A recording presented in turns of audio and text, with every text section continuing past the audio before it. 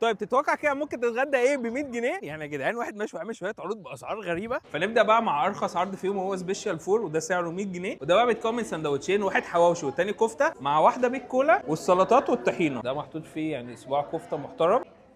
تصدق ظبطوا قوي الكفته بتاعتهم، يعني الكفته نفسها جوسي. هنخش بقى ايه على سندوتش الحواوشي، ده كده يا جدعان حجمه جنب وشي.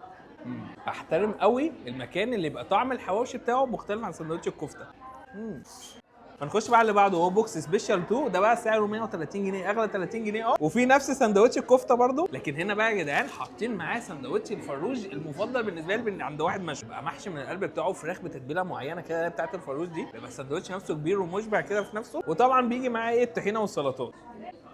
ولا غلط، الساندوتش نفسه بيبقى فيه صوص كده معين، ده حلو قوي قوي قوي قوي. اما بقى تالت بوكس معانا وده اسمه سبيشال 3، وده بقى سعره 170 جنيه بس بيتكون من ساندوتشين شيش مع ساندوتشين كفته مع بقى ايه السلطات والطحينات والحاجات دي كلها. وهنا بقى بص الحشو في القلب عامل ازاي، غرقان صوص رانش من القلب غالبا، والريحه بتاعته يا جدعان فظيعه. تحس ان هو الاب الروحي بتاع سندوتش الفروج، بس الفروج برضو لسه ايه يكسب قلبي كده. فنخش بقى على اخر واهم بوكس معانا وهو سبيشال واحد، وده يا جدعان مهم ليه بقى؟ عشان فيه سندوتشين فروج مع 2 بيك كولا، والبوكس ده كده سعره 200 جنيه. واحنا هنا بقى معانا في الوجبات يعني وجبتين، واحده اسمها بونبونايه ودي اسمها الكتكوته، بس يعني حد يقنعني بونبونايه يا جدعان اللي بالمنظر ده؟